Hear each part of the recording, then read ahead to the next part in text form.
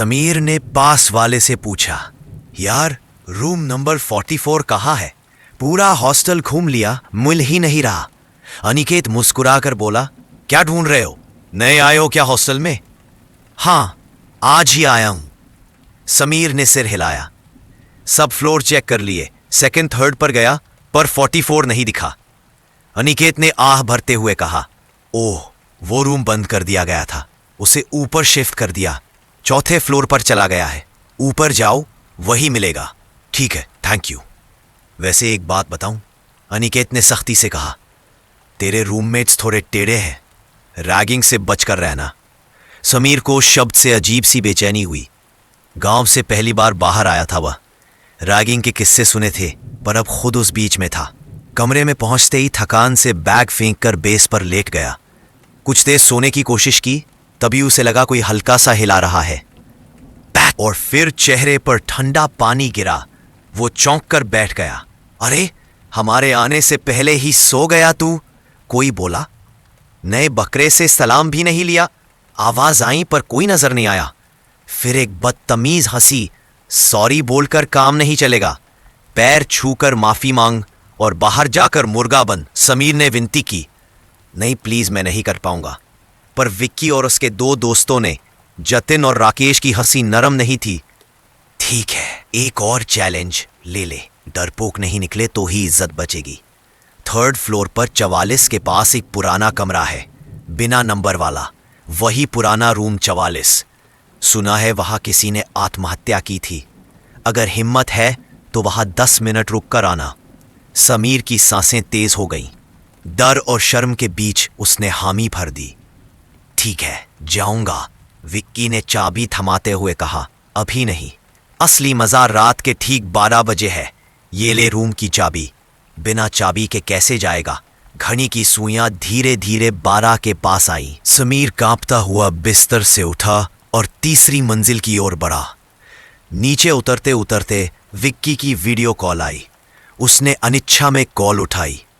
चल आगे बढ़, दरवाजा खोलकर अंदर जा। समीर ने फोन का बैक कैमरा ऑन किया और धीरे धीरे पुराने कमरे के सामने रुका। ताले की चटकती आवाज कॉरिडोर में गूंज उठी। दरवाजा खुला तो अंदर से बदबू आई। उसने टॉर्च चलाई, तभी वीडियो कॉल कट गई। दोबारा कॉल लगाने की कोशिश असफल रही। कमरे में किसी हलचल की आहट हुई, जैसे दबे कदम आगे बढ़ रहे हो। कौन है? किसने अंदर कदम रखे? समीर ने पूछा। कदमों की हलचल रुक गई, मगर अचानक खिड़की जोर से खुली और तेज हवा चली।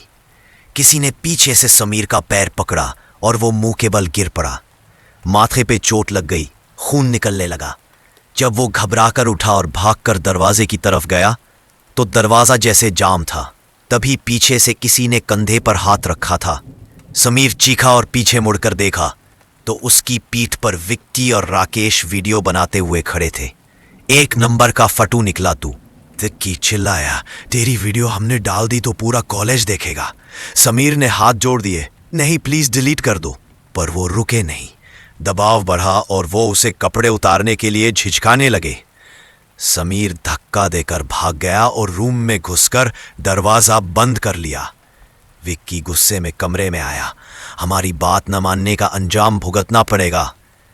तभी नीचे से चीख पड़ी, राकेश कहाँ है? लोग इकट्ठे हुए। बाहर देखने पर नीचे जमीन पर राकेश का शव पड़ा था। किसी तरह उसे खिड़की से नीचे धक्का दिया गया था। पुलिस आई, पूछताछ हुई, सीसीटीवी जांची गई। जतिन पर शक हुआ पर उसके खिलाफ सबूत नहीं थे।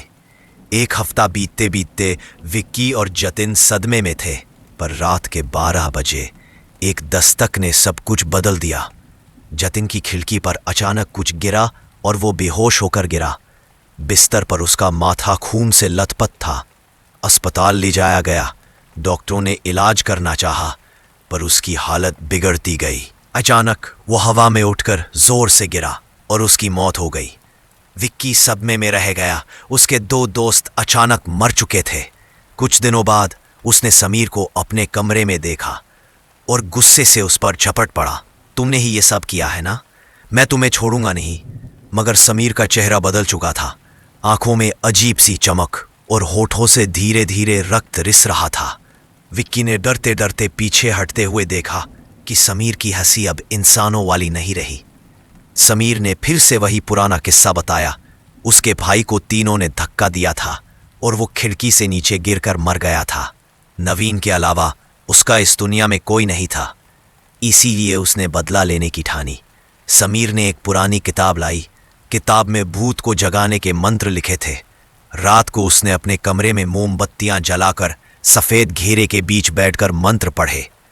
उसने अपनी हथेली पर चाकू से कटकर कुछ खून बाहर डाला और वही खून उसने किताब को भेंट कर दिया। धीरे धीरे कमरे में हवा तेज हुई, मोमबत्तियां बुझने की बजाय और प्रज्वलित हुई। एक भयानक परछाई प्रकट हुई।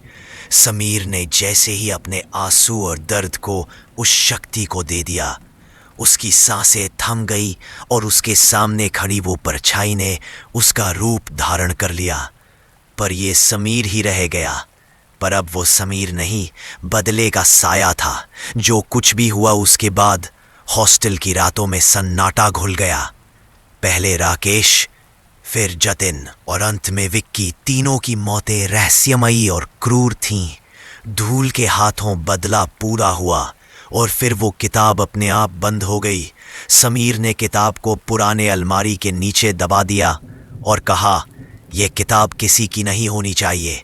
हॉस्टल का वो पुराना कमरा अब फिर से शांत था, पर कभी कभी रात के ठीक 12 बजते ही वहां हल्की सी फुसफुसाहट सुनाई देती है, मानो कोई इंतजार कर रहा हो। धुआं अब फिर से सो गया था, पर उसकी किताब में लिखी अंतिम पंक्ति कहती थी कि धुआं किसी और के बदले का इंतजार करेगा और बदला लेने की आग कभी भी बुझती नहीं।